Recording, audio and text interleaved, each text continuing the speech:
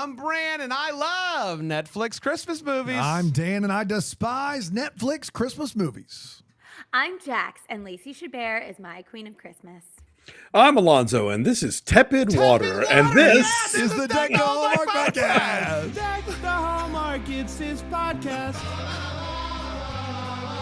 Brandon and friends host this podcast.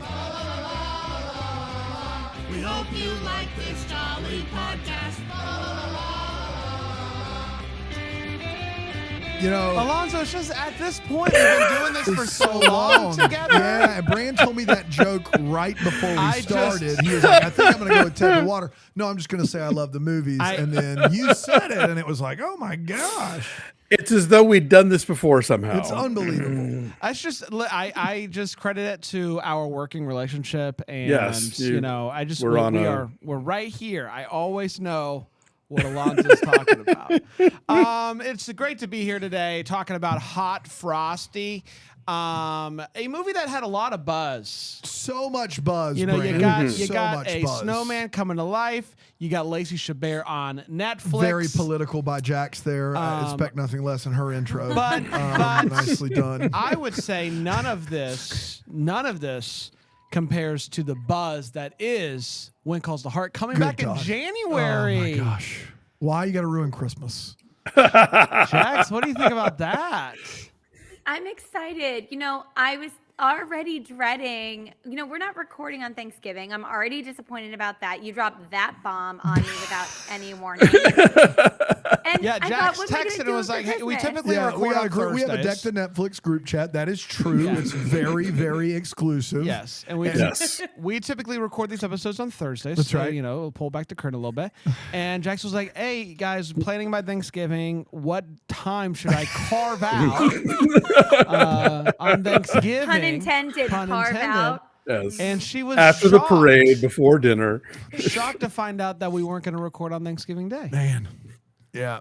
But it also shows her professionalism and commitment to the craft. Yeah. That Yes. she'd even be willing to.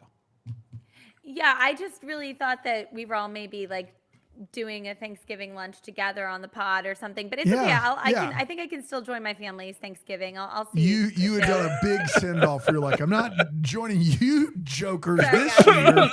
I've got my new I've got family. places to be. That's right. Got to come crawling back now. I mean, you can always come down. You can always come down to Yeah, Greenville. yeah. There's always room at our table. That's Yeah. right. Is Ted bringing you back for When Calls the Heart? I mean, these are the questions. God willing. Things got a little weird with his wife, but I think we're all back on track. So Okay. What do you mean when Hopefully I'm headed- we when don't you need to. say We don't need to. we think everything's back on track? What What does that mean? she understands that our relationship is purely platonic, at least from my standpoint, and I can't control how he feels. It's a two-way street, and my way on that street is platonic. Exactly. I don't think that's how it works. But I'm very excited about another season of not watching When Calls the Heart, but never missing an episode of y'all talking about what's going on When Calls the Heart. That is one of my favorite podcasts. There were several off-ramps for us when we started doing that show, and the number of people that were like, When Calls the Heart's my favorite episode, or I don't watch the show, but will listen to your pod, made us believe it was smart to carry on, and I regret it every step of the way. I just do. Oh my gosh. yeah. Look, this is a show about Hallmark stuff, and that is their flagship property right now. Yeah. So, But it also, we've been used to getting The Way Home in January, and so if I'm disappointed about anything, which I'm not, I am. it would be that we have to wait on another season of The Way Home. I'll also say this: leave it to Hallmark to hide holidays and mistletoe murders, which early returns on that they're both wonderful. Hide those on Hallmark Plus and give us their flagship show in its 12th season 3 months early. with 2 months of ads that I got to sit through now. Like that is Actually, you don't have to sit through them because we have Philo. One button We ad have skip, of Philo. course, yes. We watch the movies on Philo, and we just boop boop, and we're back to the Bing, movies. bang, So we boom. don't actually have to deal with them because we have them on the movies on our DVR, Unlimited and it's DVR, unlimited, yeah, so we don't that's have to right. worry about that. That's true. Look, Philo- if anything, philo.tv/GTH, if anything is making us wonder who's making decisions at Hallmark, I think these Netflix movies are part of that conversation. Oh, for sure. For sure. That's fair. That's fair. Let's dive into Hot Frosty. And If we have to. A reminder, the Christmas movie magic's not just for Hallmark Christmas movies. They work for Christmas movies of all sorts, including even Netflix movies about a snowman that comes to life. So Even good ones, if we ever come across one, you can play it with good movies. Christmas movie magic, deckthehallmark.com/game. You can get it there. Or I just got word at a small amount of, I believe, Books A Million or something like that. Books A Million? How about that? You don't want to wait till Christmas Con, but No. we're going to have a very exclusive amount of these games at Christmas Con. Exclusive. We'll Not sign a lot. Them. We're We'll going to sign have them. under 100 of them. So Whoa. you don't want to wait till December 12th or whatever that is, but we're going to Act have them now. there if they That's sell right. out. Because I know that there's a first run and they're going quick. The first run is going to be gone before Christmas. So you want to buy one. You want to buy several. Well, especially Stocking with Books A stuffers. Million. Bam. Little Emerald Lagasse. That's right. Yeah. Let's talk Hot Frosty. I'm ready to go. In case you missed it, it originally premiered on Netflix on November 13th, 2024, and it went a little something like this. This movie kicks off with some narration about the Christmas magic of snow in fairy tales, but this isn't just any normal fairy tale. Cut to a house all decorated for Christmas, and then the camera pans over to a house next door, which is dark and cold. Inside is Kathy, who is just as cold as her surroundings, while a truly awful version of Jingle Bell Rock plays in the background. We learn that Kathy runs a diner, and although her house may imply otherwise, she isn't nearly as miserable as she seems early on. She's actually pretty upbeat. The diner keeps her busy, and she likes it that way. She goes to bring a couple some food that has a store in the city, and they encourage her to get back out there. Come on, you got to get back out there and warm your heart. Before she leaves, they give her a scarf, and while walking through the town square, Kathy comes across a very muscular snowman sculpture is how you would say that. Yes. Sculpture. And she decides, you know what? I don't need this stupid scarf that they just gave me. I'm going to give it to you. Puts it around, and she takes a picture of this. That night, the magic wind blows. And Magic won as well, The though. Magic won. They That's did right. win. The night that I watched this, the Magic did win. It was a really good night. And the snowman comes to life with Wake the me up, Frosty. Nice. With the long scarf still around his neck and covering his butt. He's all His covered. hot Frosty. Yes, exactly right. He's only covered up by the scarf, if you catch the drift there. He starts walking around town, taking in the sights and sounds, but soon realizes that he's not wearing any clothes after seeing an ad and people wearing clothes. Desperate, he breaks into a store and grabs the first thing that he sees to find some clothes. The next day, Kathy parks her car and sees a man who appears to be talking to the other snowmen. He notices her and excitedly tells her about what happened to him. She's very confused, but invites him into the diner. Meanwhile, the police chief investigates the break-in because stuff like this doesn't happen in his town. He's going to take this case very, very seriously. Back at the diner, Kathy tries to figure out this guy's name. The shirt that he stole says Jack on it, which is nice. You always, if you're going to steal a shirt, have it have a name on it in case you don't have a name. And so they go with that. Jack explains that, he was the snowman that Kathy put the scarf on, and Kathy thinks that he is crazy, but also kind of feels sorry for him since he's freezing despite being inside. So she takes him to the doctor, who suggests that maybe Jack is telling the truth. What a doctor. And so they discuss finding Jack a place to stay, but he insists that he stays with Kathy because he feels safe with her. She reluctantly agrees, bringing him to her house and leaving him in front of the TV while she goes and she does her thing. After watching several channels, Jack snoops around her house and finds pictures of Kathy with a man and some medical forms about chemotherapy. That night, Kathy comes home and realizes that and lets him know that the police are looking for Jack. She tells him to lay low. In return, Jack shows her that he made homemade pizza and some eggnog, and he asks her about her late husband, and she opens up to this snowman. The next day, Jack finds some home improvement channels and decides to get to work on fixing up Kathy's house. But then a woman named Jane sees him shirtless. She crashes her car, and she brings him to her house to help with repairs, and later takes him to the diner where the sheriff is there and is like, this guy's sketchy. He immediately is suspicious of Jack and his strange habit of eating ice. Despite the sheriff's suspicion, Kathy is moved by Jack's hard work and enthusiasm. She tells him that he can help out around the town, maybe help set up the school Christmas ball, and he quickly becomes a hit. Jack is loving life, and Kathy starts to enjoy his company, though she admits that she can't love anyone until she learns to love herself first. As Jack helps decorate the school's Christmas ball, he realizes that he wants to ask Kathy to that ball. With some encouragement from Deputy Schatz, Jack finally works Deputy up the Schatz? That's the deputy's name? Schatz. The last name of the deputy is Schatz. Schatz. All right, great. With a Z at the end. Schatz. Oh, Schatz. Okay. Yeah. Okay. Jack finally works up the courage.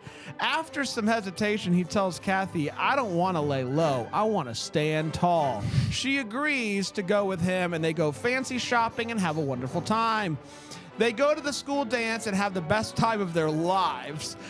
They step outside to cool off, and they almost kiss, but Jack pulls back, and he says, the more that I fall in love with you, the more I can't stand the thought of hurting you if I, melt. So they share a hug instead. On Christmas Eve, Kathy hosts a gathering at the diner. Suddenly, the sheriff walks in and arrests Jack after finding a picture of him at the ATM, showing that he is the guy that they've been looking for. Kathy rushes to check on Jack, who is inside of the jail cell and is melting. She runs to get all of the money in her safe, but it's not enough. So the townspeople come together and contribute their own money. It's a wonderful lifestyle. The sheriff counts the money, but after seeing how much it is and how much it means to the town, he returns it to Kathy and goes to get him out of the jail cell, but he's unconscious. He's in a bad state.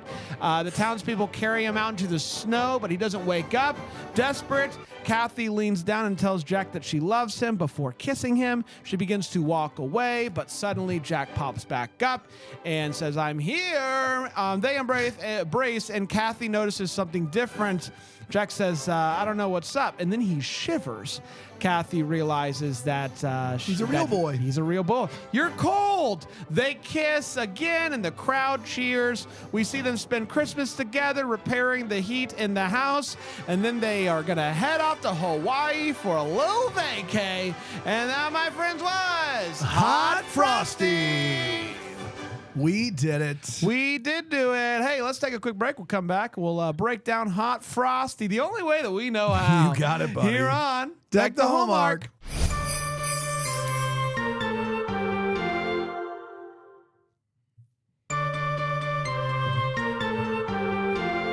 Welcome back, everybody. It is the Monday crew is here. It's Netflix time. We're talking Hot Frosty, and it's time for us to share our hot takes on this buzzworthy movie. Was it worth the buzz? Did it live up to the hype? Let's find out. Jax, what are your thoughts on this movie? Give us your hot take. So, I stand behind what I said. Lacey Chabert is my queen of Christmas. I'm going to have two comparisons when I'm talking about Hot Frosty. They're going to seem like they're out of left field, but are just an insight into how my brain works. Okay, so stick with me. Rachel McAdams was just in a Broadway play called Mary Jane, where she played the mother of a chronically ill child. And something that was so amazing about her performance is that it was very full, but also very restrained. Like, she wasn't chewing the scenery, she wasn't sobbing. It was lovely. And I thought something that Lacey, also of Mean Girls fame, did so well in this movie was that even when she's talking about her husband's cancer, like it's not this like where she's trying to emotionally manipulate me. Like, she's just doing such beautiful work. And same thing when she's, serving all the people in the town. It's like she's putting that grief into doing good for others. And I think it's a very beautiful performance. I loved it. We know that I said I was kind of feeling a little weird about this plot. That didn't really change when we did our preview. I still thought it was weird. And look, I think this is more of an Alonso and a Dan thing, but maybe Bran, you'll surprise me. In Arrested Development. Arrested Development. I'm listening. Okay, so Charlize Theron when she plays Rita, the woman who ends up having cognitive disabilities. Yep. But he just thinks she's quirky and eccentric. I know exactly where you're going, and you're right on. Right. You're right on. I couldn't help the whole time but think that this snowman was like Rita in that, and gorgeous and lovely. I can't even say it. Lovely. We'll cut it out in post. Don't worry. Lovely. There's no way we keep all the lovings. We will not have you saying loving. We're definitely not going to make like a all my little remix. lovelings. We're not going to make a little remix of you saying it. It's not good. I made sure I had chronically ill and cognitive disabilities, so I didn't walk myself into a weird corner because I know when I get going how I can. Liebling. He's Liebling. But I just felt like, I don't know if this is really okay, but he's hot as all get out. I enjoyed it. I think I texted you guys during it that he reminded me of Brian Harrell, which I don't think Brian Harrell is a simpleton, but just to make that clear, I said something weird about Ryan in the last podcast. Harold and I've got is to a continue. simpleton. We do have that as well. It's perfect. We have always said Brian is the Rita from Arrested Development of our podcast. Yes. And to be fair, even though I'm not sure if Bran would have gotten that reference or not, but Bran had a similar take to me right before we got started. Really? Jax. Yes. Okay, I'm very interested to hear because for me, I did enjoy this. I enjoyed this way more than I thought I would. Performances are great. Had fun with it. Knew this wasn't really the plot for me, but had a great time nonetheless. Alonso. So this has been the buzz has been staggering. Like Amy Nicholson reviewed this for the New York Times, which is I read her review. It was crazy. Yeah. Very unusual for this kind of movie. So I'm welcome to the party, pal, to everybody who is maybe this is their entry point for these kind of movies. I agree with Jackson that this is a really great Lacey Chabert performance. Like, I think this is some of her best work. And I think it's a character that has a lot of layers and that's all handled really well. But this just didn't work for me. And I want to place the blame squarely on the otherwise talented, and I'm a fan, Dustin Milligan. Yeah. I don't think he pulls this off. The movie requires him to kind of be Will Ferrell in Elf. He has to be this complete naif about how the world works. And just have this very open spirit that could be misunderstood or exploited or whatever. And at the same time, be a viable romantic lead for our heroine. And I didn't buy him as that the whole time. And I didn't see their relationship really developing in a way that makes the story make sense. Like, a lot of things that we're supposed to kind of take as read in terms of like their chemistry or the evolution of their feelings for each other, that I feel like the movie doesn't nail because he doesn't nail them. So as much as I liked the I think it's a goofy premise that you could do something with, and for the most part, I think they mostly cover themselves, but we'll get into it in the wait what's. A lot of fun character actors in this, but just his central performance didn't work for me, and that made the whole movie not work for me. I'm shocked to say that I agree, and it hurt me because Wow. I honestly I went into this being like if there was a movie this year that's gonna work, it's gonna be Touchdown, Good Times, it's gonna be Christmas Quest, and it's gonna be this movie. I thought that Three Wiser Men. Sure. Yeah. I thought that this movie was a surefire hit, and it was a miss for me for all of the reasons that you all have stated. I think there's a movie here. This is how I would have preferred this movie to be structured. One, don't buy their romance at all. None. And I would have much rather him to come into her life to help teach her some sort of lesson and then to go on his merry way. Yes. Back into Snowman World. And He'll be back again someday. He will be back again someday. And I think that is lovely. But that's I just think that this one with this guy and the way that he was acting and the way that she was acting towards him for almost the entire movie, I was really kind of shocked that they went with the romantic angle come the Christmas ball, because it just didn't feel like we had gotten there in any way, shape, or form. And so, I think that we could have done something if they wanted to do this and have him come along and help her work through some of the grief or the trauma or whatever she has to learn, and then him go on his way. I think that movie works really well. But in this case, I am so sad to say that this movie did not work for me, and it hurts. It hurts me. I know it does, Brand. It hurts my heart a lot because, unlike Jax, I like the overall idea of this. I thought that this could be really fun, and I was wrong, and that makes me sad. Dan? Doesn't make me sad. This movie sucks. Here's the thing is in the preview episode, I believe that I creamed this movie because I thought the floor of this movie was so incredibly high. I looked at who was involved. Katie Mixon-Greer, Craig Robinson, Joe Latrulio, Dustin Milligan, She's Lacey from Chabert. Greer? Believe it or not. Greer, Amazing. South Carolina, shout out. Lacey Chabert, Russell Hainline writing this. And this movie fails almost across the board, aside from the fact that Lacey Chabert is giving a performance that is way too good for this movie. And then certain scenes almost don't even belong in this movie. This movie has one bar, and it is good time. It's got to be a fun, it's hot Frosty, guys. The audacity to make this not a good time, but instead, an uncomfortable time. Dustin Milligan, I agree with you, Alonso. I'm not sure if it's him or the writing, to be honest, because he was giving me third clone Michael Keaton from Multiplicity vibes. That's what he was giving me.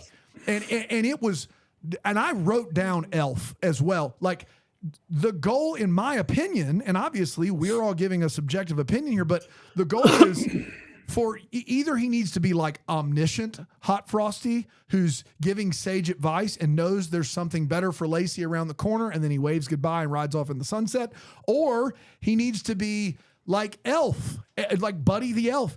And they do neither of those things. And instead they have the audacity to make this kind of like a winking message movie where there's almost like this thing that comes in at the end in the third act where it's like, this is how you accept people. This is how you treat people well. This is how you think the best of people. And it just lands so incredibly weird and flat. Like, Craig Robinson's character is what this whole movie should have been. Like, Craig Robinson has a ridiculous character who is just like hell bent on arresting this guy for streaking. And all of these, like, him, Joe Latrillo, and Katie Mixon-Greer are all clearly guns for hire. They're clearly like, you met their number and they showed up to do the job and they're doing the best they can. We tragically underused Katie Mixon-Greer. She's virtually not in it. And then Craig Robinson is delivering. He's delivering. Lacey Chabert is emotionally delivering for a movie that does not serve that. It doesn't earn it. And so this was the worst possible Russell Hainline wrote The Sand Summit and he crushed it. I don't know what happened here. I don't know if a bunch of hands got in this pie and they couldn't decide what direction to go, but this was really, really disappointing for considering all that were involved. My biggest disappointment of the year for me, probably. Yeah. I mean, I was so disappointed by this movie. I even talked my wife into watching some of this movie and she stared blankly at the television for 40 minutes and I was like, I don't blame you. Like if you had told me the Pentatonics movie was going to be better, exactly. Wait, I did, didn't I? Did you say that in the preview? See, this is the thing. You got to listen to Jax. I also watched this movie with my wife, and my wife, when the movie ended, she rolled over on her side and she said, "I'm mad right now." Yeah, the movie made her mad. The Pentatonics movie was miles better than this movie. Like filmmaking, humor, all of it. What happened here, gang? Like it's Hot Frosty. I don't even actually agree that Craig Robinson's character worked. All of that, and maybe in a movie where it all made sense with that. He seems out of place. It was so tonally all over the place. Oh, it's a mess. It's definitely he is radioing in from another film entirely. Correct. No. I 100% agree. And if that's the take, then he doesn't work. My thing was, I want the whole movie to be as bonkers as what Craig Robinson is doing. He's playing piano at the precinct. He's singing. He's caring about arrested. Like that is the rack level of sunglasses. Like that is the level of almost to the Naked Gun level of crazy that we want in a movie called Hot Frosty. He came to life because of a scarf. Guys, do not do this. Do not make Lacey Chabert hold back tears to win an Emmy in Hot Frosty. Stop it. But boy, can she do it. She's the queen. But you know, honestly, he is a Hot Frosty. Oh yeah, smoking hot. No question about it. And when you say, Dan, like what happened, like answering that, maybe it was rhetorical, but I think they were like, oh, you know, the Pentatonics movie, they're like, we're Netflix, that's what we're doing. They were like, we have Lacey. Let's do like this sad kind of Hallmark thing too. Put that in there. Yeah. And it's a swing and a miss. It's a swing and a miss. Don't do it, Netflix. Give us what you can give us, and you give it better than anybody else. You got the male stripper movie coming next week. Like, why is this movie trying so hard to be PG? I don't understand that. Once again, it's Hot Frosty. I just don't know why you're doing that. It's so frustrating. Can you imagine next week, like she watches Chad Michael Murray strip, and then afterwards she's like, so my husband. He's gone. Yeah. Chemo. Pick a lane. They made a guy who had been alive for 12 hours. That's right. Read the papers on chemotherapy and be like, I wonder what this is about. Wonder what this stuff's about. That's tough. Let's get to all the feels where we talk about what in this movie gave us feels. Jax? Yeah, I mean, is it good for this movie? No, but Lacey looking down at him when we think he's dead or whatever and says, I don't care how long it lasts. I don't care how fleeting it is. I just want to make the most of it while you're here. And as Dan said, literally she's holding back tears, and it's just gorgeous work. That was wonderful. And then when Katie Mixon? Yes. Greer? Yeah. Katie Mixon-Greer. Says from Kathy, Greer. from South Carolina. South Carolina, baby. Says, Kathy, he's gone, come, and embraces her, like, beautiful, beautiful work. And then the other thing for me, I don't know what you're talking about saying it's PG, because when our friend Jane is in her car and it is, I was like, the innuendo runs thick. Oh my! If you want, I'll get behind you and push. Yeah, are you ready for me? And then she's like, we all know what happened. It was a great moment. It was a great highlight. moment. And finally, I'll say I really love the Pretty Woman sequence. I like that they could afford the song, and I thought it was just gosh darn adorable. That was they put like there's a Coldplay song in this movie. Yeah. There's Yeah. Pretty Woman by Roy Orbison. Like they spent money on this. Yes. They put money behind it. There's no question about it. Despite starting the movie with a once again really bad version of Jingle Bell Rock. I don't know where they found it, but it was Real really bad. bad. Just go back and listen to it. You're like, what's happening here? Alonso. Yeah, I mean, apart from Lacey's performance, which I think she emerges from this unscathed, and she is giving it all she's got, and I respect the craft. I mainly was just kind of enjoyed by like Russell Hainline, the writer, clearly amusing himself with inside jokes. Yep. So, okay. Who here remembers the 1970s novelty song "The Streak" by Ray Stevens? By Ray Stevens. Yeah. Oh yes, they called him the Streak. I know that one. Yes, that one. Well, who is the woman who witnesses Margaret. the streaker in that song? Ethel. Ethel. My bad. Ethel, which is why she's named Ethel in this movie. I thought. He has a separate song called "It's Me Again, Margaret." That's on me. Ethel. Okay. Yeah. Don't So yeah. Ethel. I remember it now. Exactly. Here, So I like the Ethel joke. I like when Lacey says, "What am I, the Queen of Aldovia?" Which Yeah. is a reference to the whichever one, either All the of Princess them. Switch or the Yes. Christmas Prince. One of Yeah.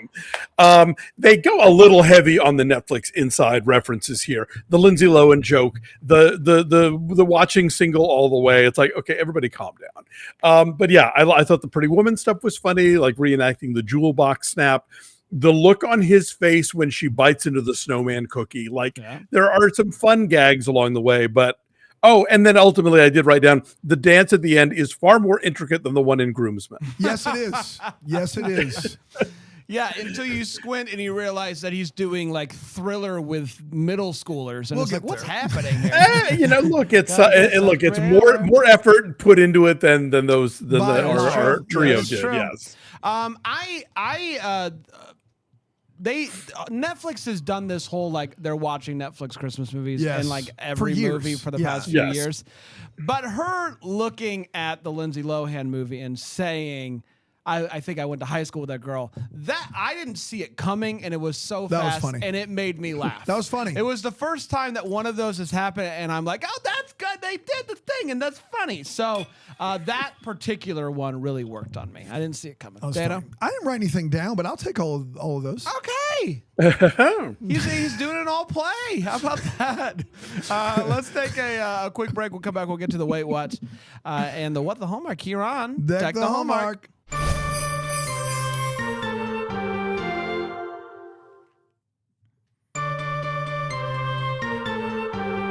Welcome back, everybody. We're talking Hot Frosty. It's time for the Wait What, and a heads up. Whatever anybody says here in the Wait What, I'm just going to say, same for me, double. I didn't know it was That's an right. option. Yeah. I didn't know it was an option. Would you rather me do that or say I searched my heart and found nothing when my heart was searched and then all of a sudden I found something? There you go. That's nice. Right? It's nice. No, let's do the Wait What's. Let's talk about what this movie is. Go Wait What's.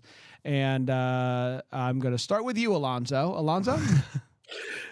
Sure. Well, obviously in a movie in which a snowman comes to life, obviously there's a lot we have to kind of take off the table.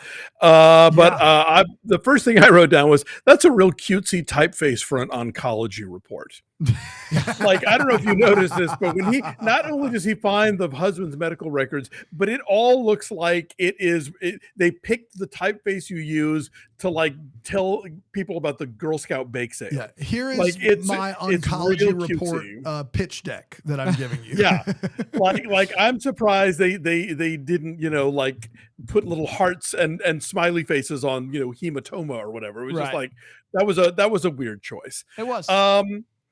The fact that now I unlike the two of you have never worked in the public school system or in any school system for that matter, and unlike Jax, I do not like work teaching young people on the regular, but I'm kind of sure that a guy with no identity There it and no is. secret social security number is going to be welcomed into the junior high to like help out and interact with everyone. I don't have many, Alonso. We got to talk about this briefly. This is to call this a random adult male is maybe the kindest version of what he is. This is a random adult male that is decorating for the middle school dance. Yes. No one has checked an ID. And then he has taught choreography to these middle school children with whom he is now dancing. And is asked to be a chaperone. And at no point does any of the teachers walking around go, hey, who is this guy? Who knows this guy? Some teacher's going to be like, hey, who is this guy? And they're going to be like, oh, it's such and such's friend. They did a full. Listen, you got to have a background check to do anything. The idea that a grown man, once again, a random grown adult is as nice as we can be here, is teaching middle school children choreographed dance without fingerprints or an identification. I was going to say, wait until they find out he doesn't have fingerprints. Right? And here's the thing is if the whole movie is as wackadoo as Craig Robinson is, nobody blinks an eye because then everybody joins into the dance and we don't know who taught it or where it came from. But if we're taking ourselves seriously, if Lacey Chabert's crying about her dead husband, then we have to talk about the fact that they let a predator into the middle school. Yes. I'm sorry. Yeah. I just think there's got to be one form has to be filled out somewhere. Yeah, exactly. You brought it on yourself, hot Frosty. And then finally, the resuscitation scene at the end, they give up real quickly. Yeah, I know. It's like I get this guy probably doesn't have a heartbeat or whatever, but they just sort of they dump him in the snow. They don't even pile more snow on him or anything, and they just yeah, I guess he's dead. Oh well, back to the party. NBD. It is what it is. Yeah, he was barely alive. Yeah, he's barely alive. That's nothing. I only had one outside of those ones, and it's at the end of the movie. We see it kind of pulls back on the town village, and we find out that there is a dinosaur snow sculpture. And that should be knocked down immediately after Hot Frosty comes to life. Yeah. Just in case. It's going to be a problem if someone puts a scarf around that bad boy. Just because Hot Frosty's nice doesn't mean that the snowman dinosaur that comes to life will also be nice. And good luck, Craig Robinson. Good luck. Dan? Jax hasn't gone yet. I don't. Oh wait, believe. do I get to? That was my fault. No, that was me. No, you go ahead. I accidentally left the chat. Okay, I only have two little ones that are more just questions. I never get very hard hitting with these. So in the very beginning, do you guys know Chriselle from Selling Sunset? Sure don't. Mm-hmm. So she's absolutely gorgeous, and I was like, oh, that woman with her daughter in the beginning looks like Chriselle. That's so funny, and it is Chriselle, and it's strange to me because I feel like that should have been a cameo that either had a joke or had an actual real line or something. It felt strange to me that they utilized her in that way or didn't utilize her. I didn't even know that was I just thought it was a background. I didn't think anything of it. No, I was like, what? So that was strange. And then I had written down, first of all, Craig Robinson, we've all said it, but he's really, really funny in this movie. Love his performance. At one point I wrote down that I love the homoeroticism between him and when he's and the snowman, and then I was like, oh, I want to see more of that, and then it didn't happen. Did I make that up? Was he between Craig Robinson and the snow? And the snowman, Dustin Milligan. I wrote Craig thinks the snowman is sexy. Ooh, love it, hot. And then maybe that was just me. When they're eating ice at each other, maybe. There was another moment where he was like, "Oh, look at him" or something. Maybe I made it so no one else caught that. It's okay, cool, Jax. Me and you may have picked up on something that we missed. You were the only one who was right about this. So, I doubt in your it. defense, he is Hot Frosty. I mean, who in a moment has not looked at Hot Frosty? It's Hot Frosty. Yeah, come on, it's Hot Frosty. It's Hot Frosty. Look at those hip flexors. Yeah, you said it. Or whatever they are. Yeah, hip flexors. Dana? I know you can go ahead and delete hip flexors. I've already backspaced out of hip flexors. That's not a big deal. Craig Robinson has a flip phone in this movie, which is great. I mean, it's a wait what in any movie that is not that character, but I do need to point it out. The man uses a flip phone, like an old T9 word flip phone. That's what he's got. And how's that photo going to get onto the murder board now? That's right, exactly. That photo is not going anywhere. It's not. There's no. It's it's 1 kilobyte. It's going to 2011. That's right. why the inconsistency? And I know Lisa, even in the chat, was like, you're trying to make sense out of a movie where a snowman comes to life. And that is more than fair, but also them's the breaks. That's the job. If you're telling me he melts in hot spaces, you have to be consistent with that. And they fundamentally are not. My man tries on 4 different suits. If I try on suits, I'm melting. He cannot be in that room that long trying on suits for a montage if he melts when it gets hot. He can't. He's decorating in the ballroom. They only mention he's melting when it services the plot of the movie. They don't do. They're not consistent with it at all.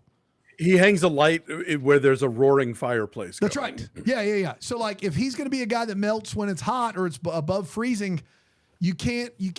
Makes you wonder how hot's the jail. Yeah. How hot they got it in there? Sweltering, because he They show the thermostat on the wall, I think. Yeah. It's 1,000 degrees. Yeah, but I mean, he was trying on suits.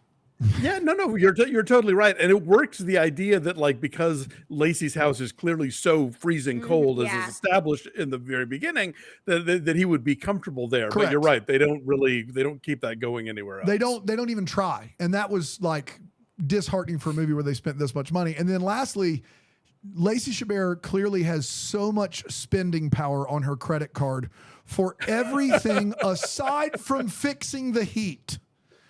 She has used her credit card, or Hot Frosty has, for thousands of dollars worth of things on Amazon, and it went through no problem. But she can't afford to fix the heat. She listen, that would be like number one. You'd be like, if I have to go in debt to fix the heat, I'm going in debt. If I've got room on my credit card, I can't freeze. I've got to fix the heat. But like, they go all movie buying jewelry and all kinds of stuff, and then it's like the heat, we couldn't. And by the time she's in love with Frosty, then I get it. But there's a big window before then where clearly she had the money to fix the heat and just wasn't doing it. Well, Daniel, she's a diner owner. It's not like she is in touch with like repair people or anything on a regular basis. No, she would have no way to even try to go about fixing the heat. And I will say this, for all of the greatness that is Lacey Chabert's performance, I've seen a lot of Lacey Chabert making her someone that, to quote her best friend, can barely take care of herself is the biggest stretch that Lacey Chabert will ever have to play in a movie. That is just not ever characteristic of her in these movies. So that was wild as well. It's time for What the Hallmark is, where we wonder what could have been. Maybe give us clear any questions that we still have. Jax. Yeah, the what could have been it all. I think leaning into what all of us are saying, watching the outtakes, I was like, I want to watch this movie. That's right. And I would have loved to have seen Jane, the woman who got all horned up over Hot Frosty, make her own little snowman and then try and bring him to life. Like, there's so much potential there, and it didn't come to fruition. You wanted a Christmas Weird Science. Yeah. Yes, I did. That's exactly right. That's fair. Yes. Alonso? And they can do it. Bring it next year, baby. Okay, and Lisa will tell me I'm overthinking this, but this movie ends with Lacey Chabert falling in love with a man who knows nothing about life or the world except what she tells him.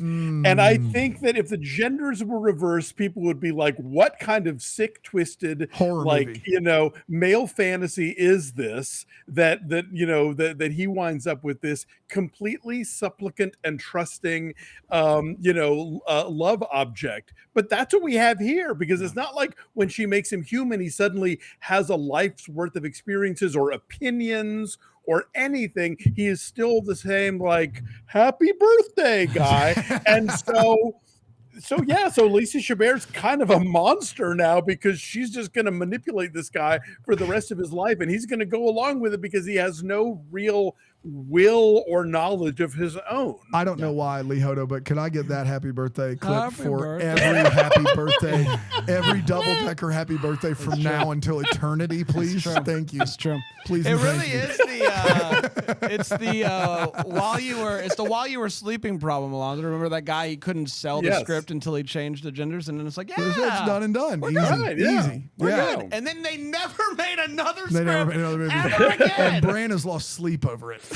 Oh, You work so hard. That's right. You write a script. That's right. It gets made. it's a hit. You never do it again. Yeah, I guess my question is just about, like, I would love to hear about the making of this movie from original idea to what we saw on screen. I think that you are likely correct. I imagine there were a lot of hands in this pot. Yes. And I would just like to hear a little bit more about the original script that may have been. The lore around this movie is that he came up with the idea as a joke. Yeah.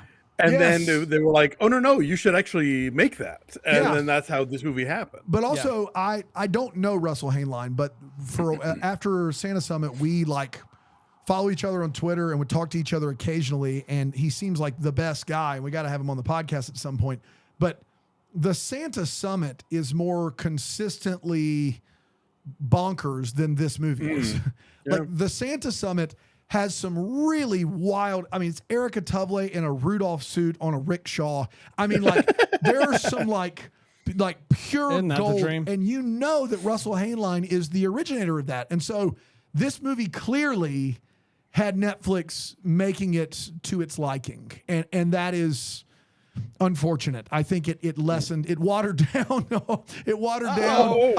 product. Were you done? Yes. My What the Flicks, no longer a podcast. It's Breakfast All Day. My What the Flicks Rest in is peace, obviously. the old couple, the woman that gives her the scarf. Did they know it worked on inanimate objects? It's a great question. Did they they seem unfazed by the fact that she threw the scarf on a block of ice and it came to life. Another scene that was missing was them finding out that she immediately gave the scarf away. Them being wait, you gave it away? Huh, well, Yeah. you're welcome. But the idea. They watch her walk outside and make it half a block before putting it on a snowman. Because she- what the? Are you kidding? It probably smelled like mothballs, you Yeah, know. but she goes along with you put the scarf on the snowman. I think that makes perfect sense. And was that part of the lore? Is her husband a former inanimate object? I don't what They're do paying it we forward? And then also your point about if he is more of an all-knowing Frosty and comes along, he's super hot, but he ends up giving her sage advice and then riding off into the snow sunset. That lends itself for fun, wacky sequels, as this does not. So that was kind of disappointing. We did, everybody. Congratulations to us. Next week, we're going to head over to The Merry Gentleman, heading to the review, as we call it, the review. I'll be watching this movie like this, We're watching this one together. Didn't we already say we were? Was that the plan? I don't know. You told me we were watching this together. Oh, all right. okay. We don't have to. No, it's fine. I don't remember having this conversation. Totally all right. I think we had it on air, but it's cool. Really? No, it's great. Just because of the sexy stuff? I don't know. I think you said something to the effect, we're watching this together, right? And I was like, I guess. Yeah, sure. Yeah. Anyway, we will talk about it next week. Hopefully you'll join us, and then hopefully you'll join us also tomorrow for another full week of Hallmark reviews. Until then, we're the first to wish you a Merry Christmas. Deck the Hallmark is a Bramble Jam podcast. It's produced by Aaron Shea. For more information on Deck the Hallmark, you can go to deckthehallmark.com. For more information on the Deck the Hallmark family, you can go to bramblejamplus.com. Deck the Hallmark is presented by Philo TV. For a free trial of Philo, go to philo.tv/DTH.